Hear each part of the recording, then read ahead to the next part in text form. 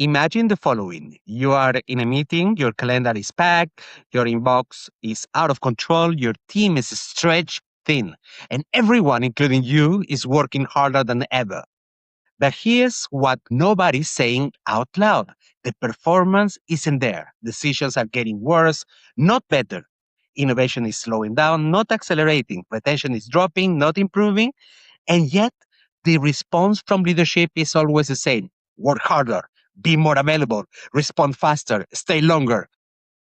This is the overwork illusion. The belief that busyness equals productivity, that visibility equals performance, that if we just push a little harder, work a little longer, sacrifice a little bit more, everything will fall into place.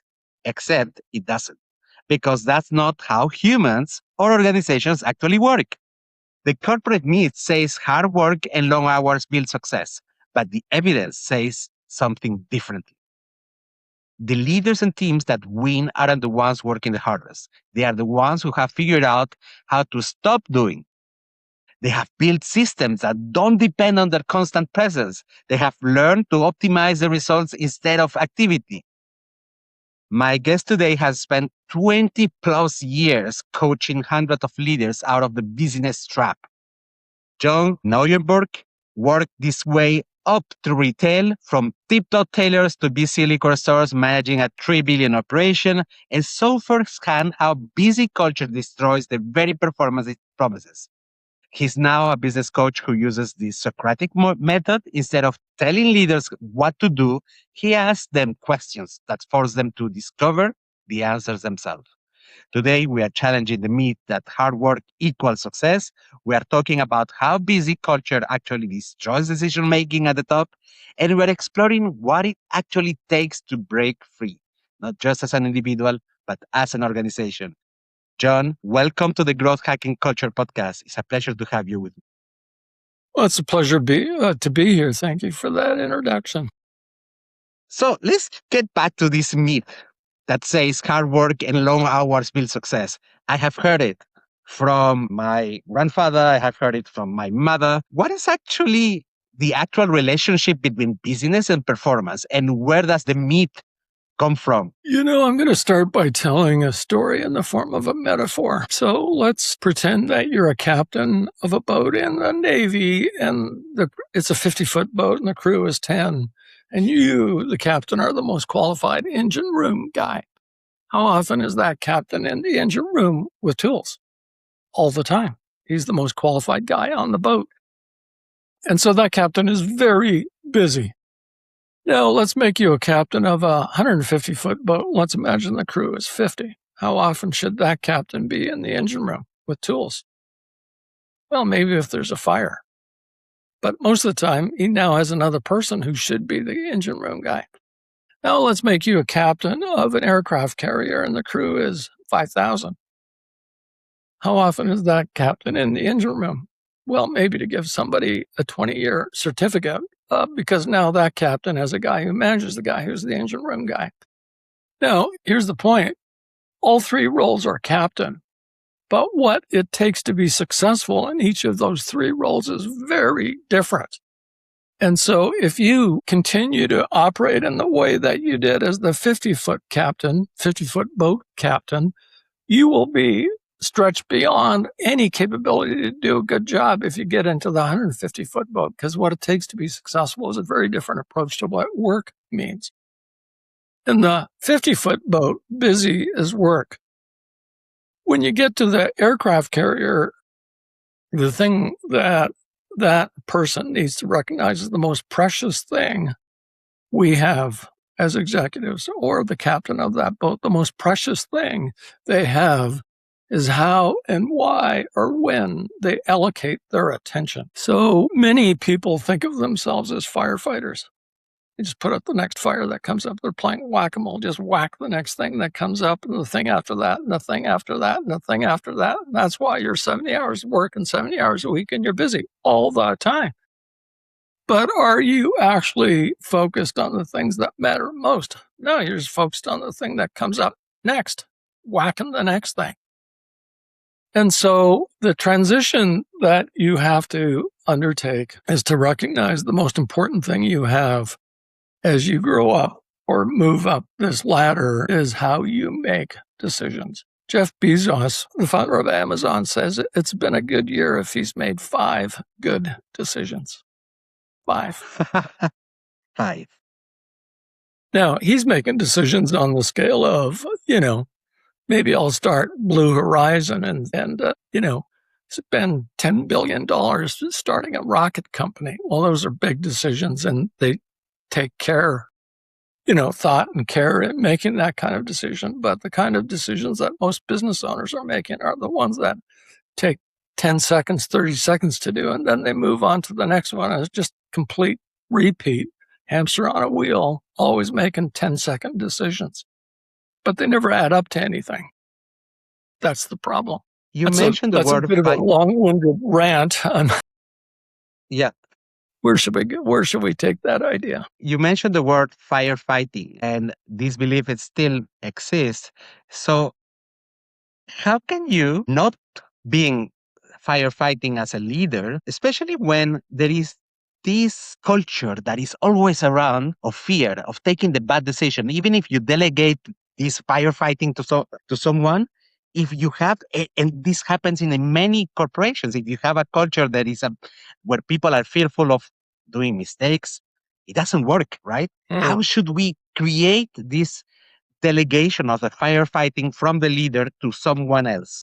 What changes is, again, I'm going to start with a story. How can a air traffic controller trust that a pilot has done all that it takes to get that airplane ready for takeoff, and the air traffic controller and the pilot have never met in person? How do they do that? Well, they don't have personal trust or relationship trust. That's how we normally think of trust. What they have is structural trust. And what's structural trust? They trust the system. They've built a procedure. They've taken lots and lots of training. They've satisfied board tests or, some kind of certification tests. And it's all of that then allows the system to work. So many business owners kind of live in a world where they only have personal trust. Instead, and as a result, everything relies on them overseeing through personal trust. I explain it this way sometimes. How many handshakes does it take for 3 people to shake each other's hands? It takes 3. Now, each person does 2, so it's A and B, B and C, A and C. So 3 handshakes. There's a formula for this. So 3 times 3 is 9, less 3 is 6, divided by 2 is 3. All right, now let's make the group 10. So 10 times 10 is 100, less 10 is 90, divided by 2 is 45. What's happened? The group has grown in size by 3, but in complexity, it's grown by a factor of 15. When you now have 10 people in the room, it's hard for a business owner to rely entirely on personal trust because they can't look over at the desk next to them or the truck next to them and rely on personal trust. They now have to shift into structural trust, KPIs and systems and accountability and job descriptions and org charts. And that's the thing they can then come to depend on.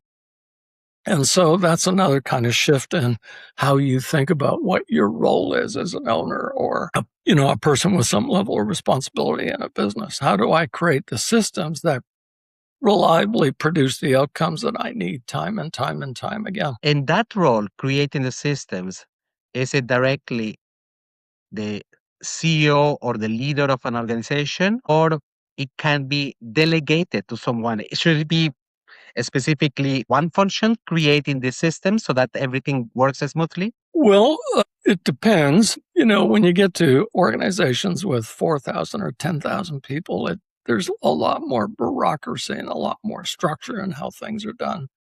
If you're in organizations of 10 or 40 people, well, then there's lots more expectation and latitude to be developing ways to become more productive yourself, where you can take more agency for yourself. And it's only in that way that you can become better or more effective. Or, Stephen Covey used to say, we all get sucked up into the tyranny of the urgent. The tyranny of the urgent. If that's what you are And, to that person who's acting in that way, they actually feel stressed and exhausted and tired at the end of the day. But while it's actually happening to them, they feel good because there's adrenaline, there's this sense of being important or making a contribution, or what you say or do matters.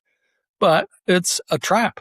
Eventually, it's a trap. You get stuck. And what a lot of times happens is a thing that I call delegation debt. Delegation debt. Oh, it's just faster if I do it myself. Why don't I do it myself? It'll just be good. Now, if you do that 10 times, you've paid that debt 10 times. If you've paid that 100 times, you've paid it 100 times, and you're no further ahead. You're just the tyranny of the urgent. And so as an owner, you'd have to say, what would have to be true so I could delegate this in a way? So first of all, I've got to pay that investment time up front and do a little training or set up a proper system or whatever it takes. But once you've done that, you don't have to pay the debt anymore. You can just move forward onto something else. And as a result, what you're doing is you're becoming more focused on better outcomes, focusing more on what are the results I need to get and how can I get others to get those results for me, so that it doesn't depend on me. It can't depend on me entirely anymore. It has to depend on others. And my job shifts from being an operator, firefighter, into becoming a leader, the designer, the architect of the systems that get the results I need. I have been in the corporate world for almost 18 years. And what I observe is that busy culture rewards visibility over results. It rewards the person who is always in meetings, always responding, always on. But I understood that you argue that it's exactly the opposite of what drives real performance. How does that dynamic destroy the decision making at the top? When I became president of a very large business, 3 billion in sales, I realized that I had people, my direct reports were better at what they did than I ever could be. They were better at accounting. They were better at HR. They were better at marketing. They were better at sales. And so what I learned is I couldn't tell them what to do. In fact, they had to tell me what needed to be done. What I could ask them to agree on is what results, what outcomes can we agree on? Let's make sure those are non-negotiables, but how you do it is up to you to tell me what. Now, if you need some help from me, if you want some guidance, if you want a partner to help you think things through, of course, I'm going to help you with that. But the specifics of what to do is up to you. And the second rule I had is, I put it in an awkward way, but the way I used to say it is, you can't do anything that'd be embarrassing if it was on the front page of the paper, which is a way of saying you have to uphold our culture and you have to behave in a way that's consistent with what we stand for and how we're going to treat people that work here and how we treat our customers and suppliers. But those are the only 2 rules. Those are the only 2 things I could manage someone to. Now, no matter where you are in an organization, you can adopt that approach, whether you're a middle manager, senior level manager, executive manager, and how you run your section. That's the approach that you can take. I'm not going to get involved and tell you what to do or how to do it. I'm just going to make sure that we agree on what the results are that we need to have. How were you addressing the fact that sometimes it happens, what I mentioned, these always meetings, and sometimes we tend to judge someone of their performance based on their availability, that the fact that they look busy all the time. How were you able to distinguish between real performance and this bullshit busyness? Yeah. So I think too many people in business want to be available. And that's a bad way to think about it. Well, how you want to think about it is you want to be accessible. Now, that sounds like the same thing, but it's very different. Available means that your environment dictates what you pay attention to. The phone rings, the next thing in your inbox, the next request for a meeting, that's being available.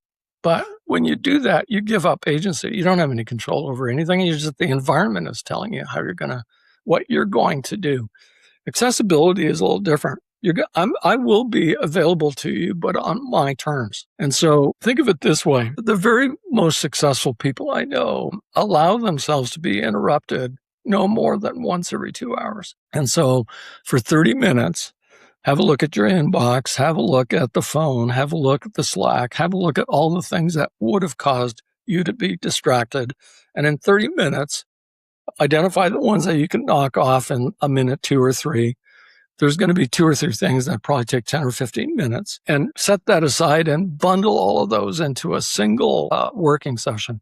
So what does that leave you? In a 2-hour span, if you use 30 minutes for triage and dealing with the urgencies, you now have 90 minutes to do what? Anything you want on your terms, according to what you think is important. And in a typical work day, you probably are going to have 5 of those blocks, 5 blocks of 90 minutes that you have agency over. And if that gives you 25 of those a week, now there's probably going to be standing meetings or other things that occupy 10 of them. So you really have control or agency over about 12, 15 blocks of 90 minutes. The next question you want to ask yourself, what's the highest and best use of my time? Since I only have about 12 of these 90-minute blocks, and I can only assign them to the things that matter most. And so the hard thing for most people about this is not what you say yes to, it's the fact that you're going to say no to far more than you say yes to. Give yourself permission to say no. And so on any given day, what I recommend is that you ought to know what are the top 3 things that matter to me today or this week. What are the next 5? And then after that, what is the tier that is the parking lot? I'll never get to them. It doesn't matter. But if I got these 3 and quite likely most of the next 5 done, I could consider that to be a good day or a good week. So the hard part of that is you have to say no. But let's be really good then at deciding what makes it to the top 3, because that matters the most in whether I get judged in doing a good job or producing a good outcome. Pick the right 3. So I learned this actually from a story I read. Warren Buffett had a personal pilot. Guy's name was Mike Flint. Flew for Warren Buffett for 10 years. And before that, he flew for 4 U.S. presidents. So it's pretty safe to assume the guy was a stud. He was a hell of a pilot. So one day Warren says to him, hey, don't you have any career goals? Like all you want to do is fly for me? No, I got goals. Okay, we'll make a list.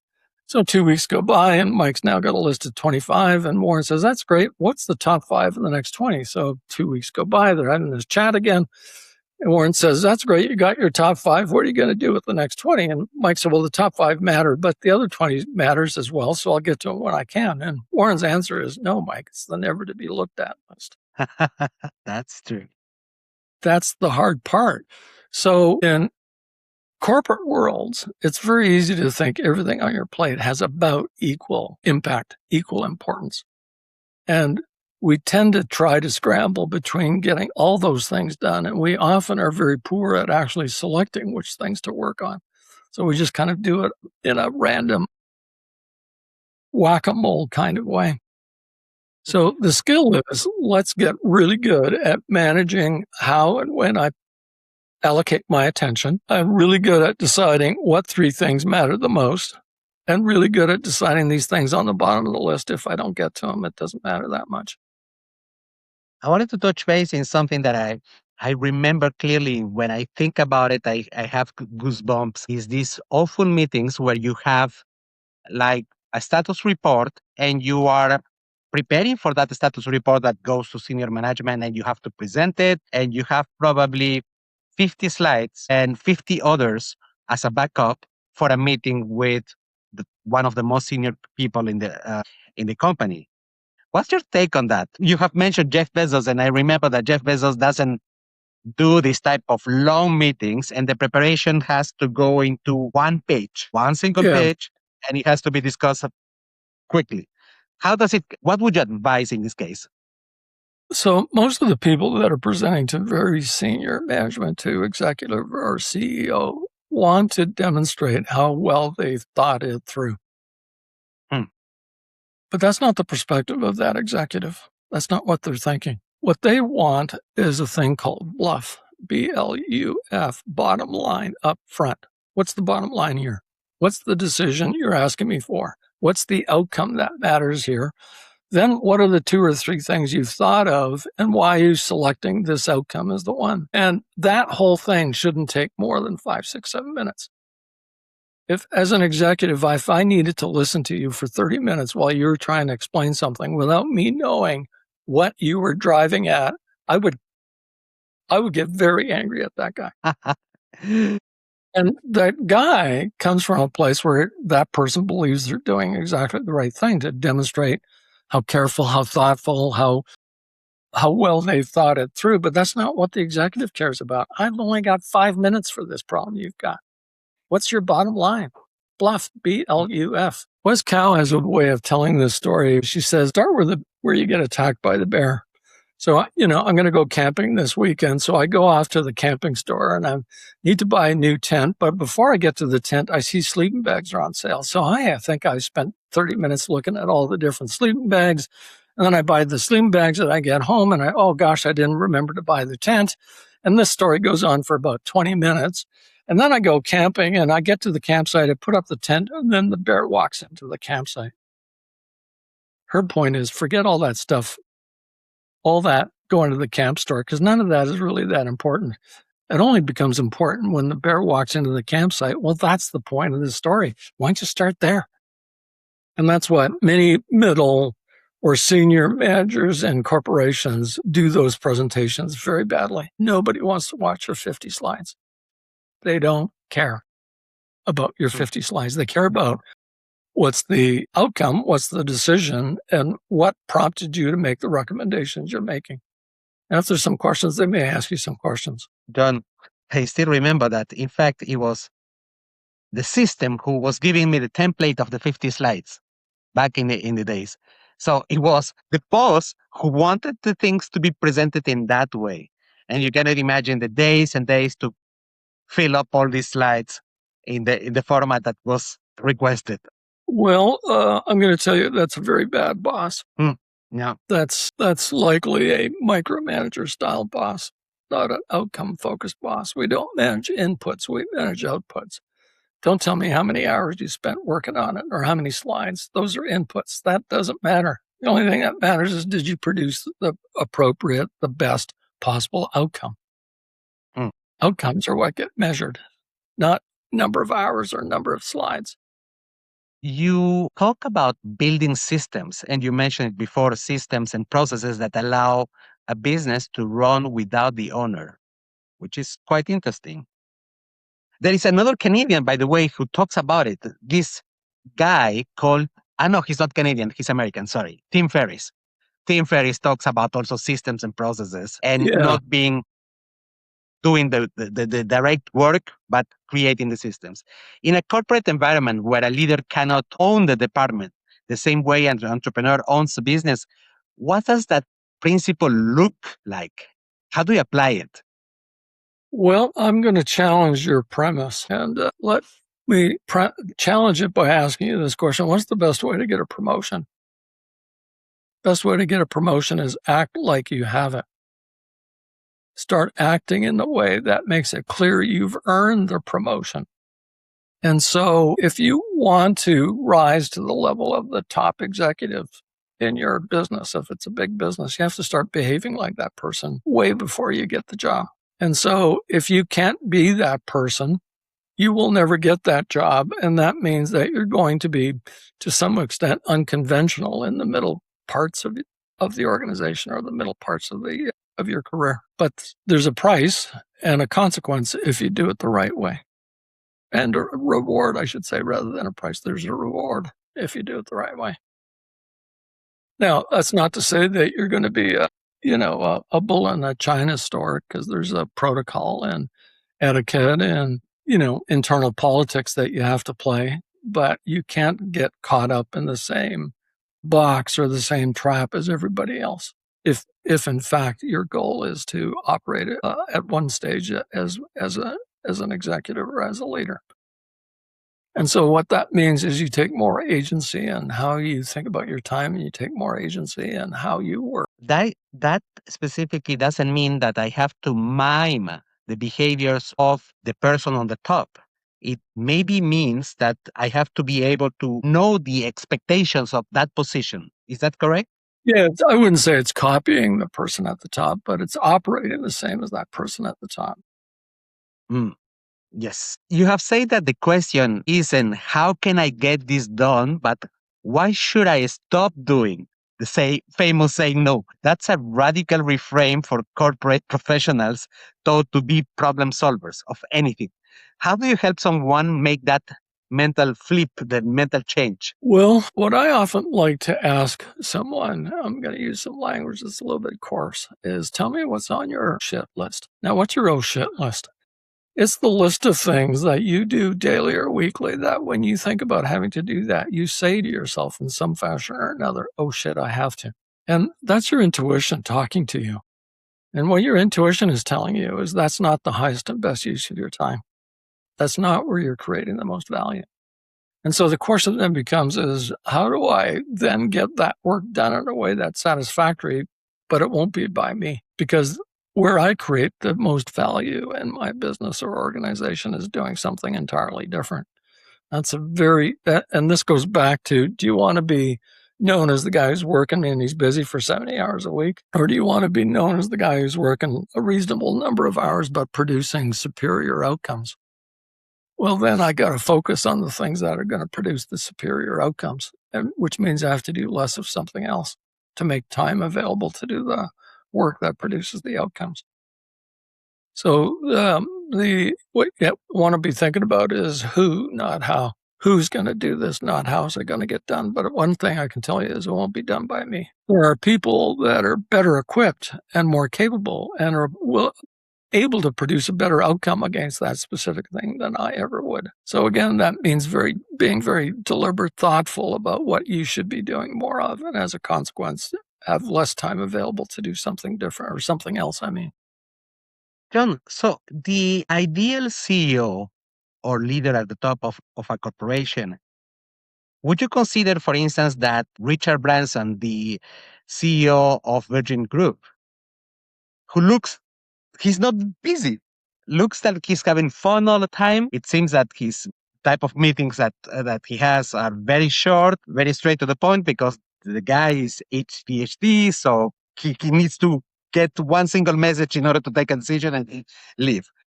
Would you consider that that's the ideal? Someone who is just like looks like has some timing from 9 to 5:30, 6 o'clock, looks like he's having fun. That could be the ideal expectation for a senior person in the company. I believe everyone's going to do this slightly differently, and Richard's got a particular style, of course, and he's known for, kind of a flamboyant kind of lifestyle. But what every successful executive has done is figured out how to conduct themselves so that they're producing the highest value for the time they put into it.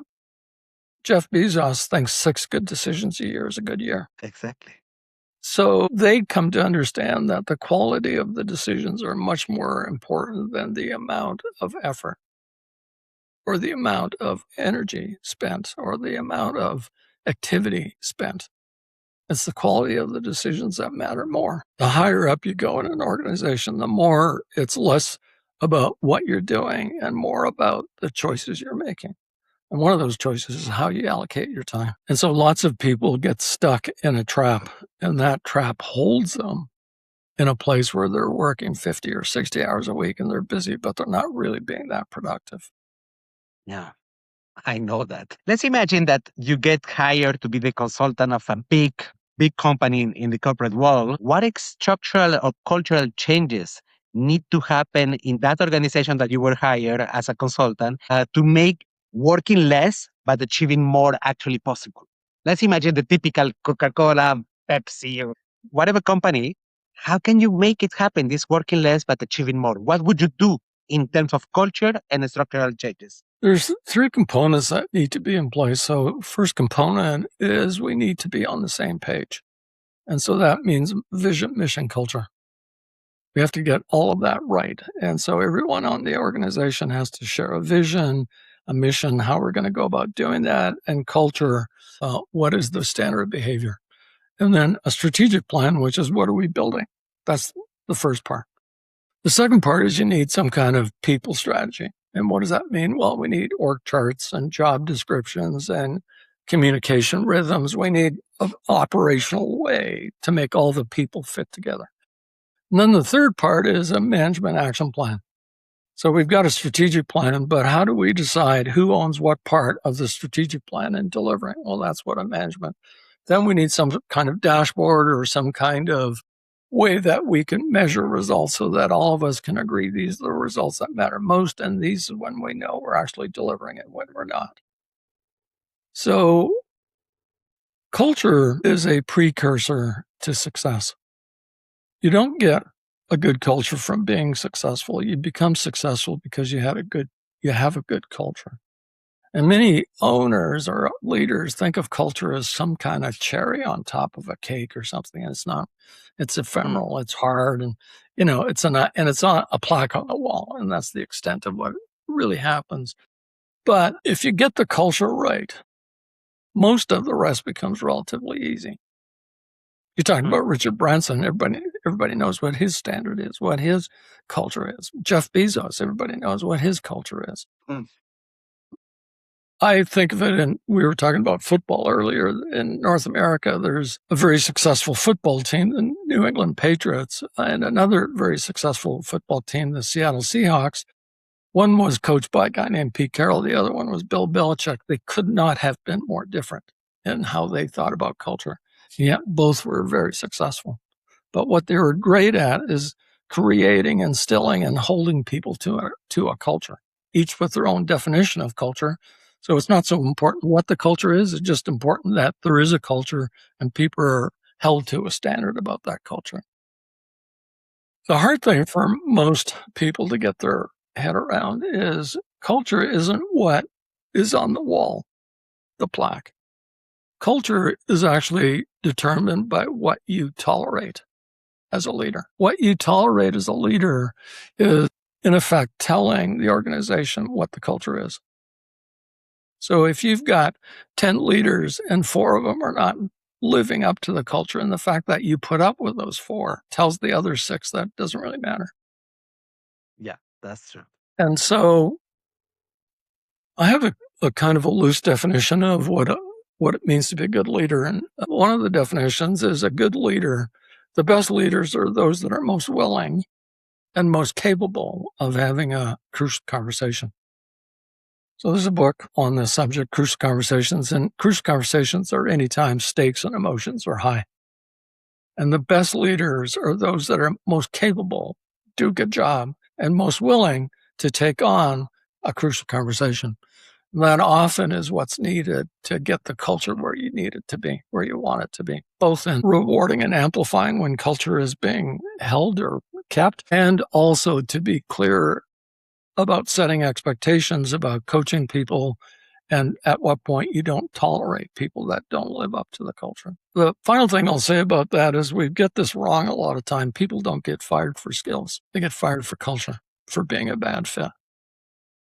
So let's be clear about what fit looks like, what culture looks like, and let's be really organized, thoughtful, and systematic about weeding out people that aren't living up to the culture. John, the hardest things for any of us is to change. So if we have been somebody who has been inefficient, somebody who looks always busy, and you cannot get rid from one day to the other of this behavior. So what would be the thing that you would advise to someone to act now in order to start changing? Because change is difficult. It certainly is difficult, and I think I'm going to disappoint you. I don't think there's a single one thing that you can do to make change happen, because it can be very different depending on very different circumstances. But one example I'd like to share is there's a guy named Sean Aker, and this guy's a study. He's a Harvard professor. He's written some legitimate Amazon and New York Times bestsellers.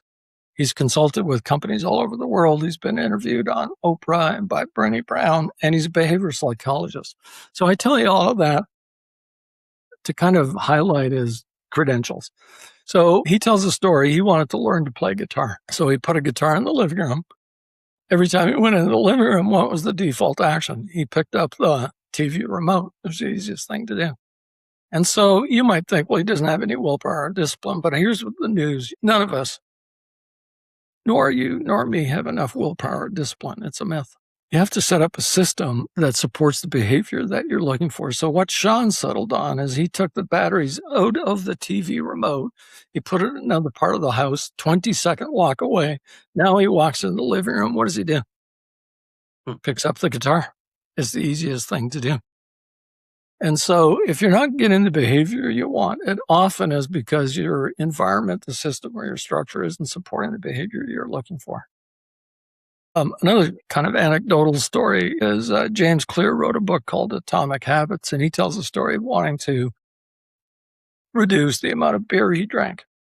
And so in his story, you'd open the fridge door and you just grab a beer, and it's so easy to get a beer. And it's not like he wanted to stop drinking, but he just wanted to. So instead, what he did is you put the beer in the back of the fridge. So now you have to pull out the leftovers and the box of lettuce. And, it was 5 seconds of friction. But that 5 seconds was enough for him to say, do I really want another beer? To be more thoughtful about getting the beer. And so if you want to change is uncomfortable. By definition, change requires a period of being uncomfortable. And through that phase, if you're relying on willpower or discipline, it's not going to happen. So Sorry, continue. So the question you want to ask is, what's the behavior I need?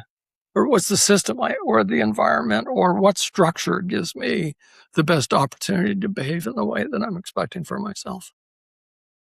I love your answer. It's about deciding about the system, not the real action. And by the way, I'm a big fan of habit formation, and I love the examples that you have given up about how to introduce friction, make it more difficult when we want to get rid of a bad habit, and positively that it is possible to create something that makes it easier to make a micro action, not a big change, because this is the bullshit that a lot of leaders live with, that with discipline and action and willingness or motivation, you can change. No, it's recurrent patterns every single day, repetition in a small little pieces, and that creates change. And James Clear is clear about that. If you want to start running, the single best thing you could do is put your shoes and shorts right off outside on the edge of the bed. When you get up in the morning, it's there. It reminds you. You don't have to go look for your gym bag. It's there to get started. So what's the single smallest thing I can do to move forward in the direction that I want? And then what's the one after that? What's the next one then? Absolutely. John, tell me, if people want to have accessibility to you so that they can ask you questions about what does it take to create real performance or get rid of these bad habits of micromanaging or overworking, how can we reach you out? What is the best Really way? easy to find. W5 Coaching, w5coaching.com is the website. I'm a big fan of something called the Socratic method of leadership. So Socrates had it. The best way to help somebody is to help them figure it out for themselves. And the basic core of that premise is I'm going to help you by asking you questions to help you think. And the 5 core questions, I'll start with the W. Who, what, when, where, why. That's why. Okay, now I got it. I saw the name, but I didn't understand why you have 5 whys. Okay. John, it has been lovely to spend time with you today. Really, I think that we have gone through not the process like the academical way of talking about efficiency, about getting rid of bad behaviors, but we are talking from the perspective of somebody who has gone through the process of challenging his time, his level, his ability to delegate to others. Also, I'm pretty sure sometimes a little bit of struggles to get rid of the bad behaviors because human nature makes us to say, I want to take decisions about that. No, I will not let it go. Thank you very much for this awesome conversation with you, John. My pleasure. Thanks for having me. It's been a pleasure for me as well. Have a good day.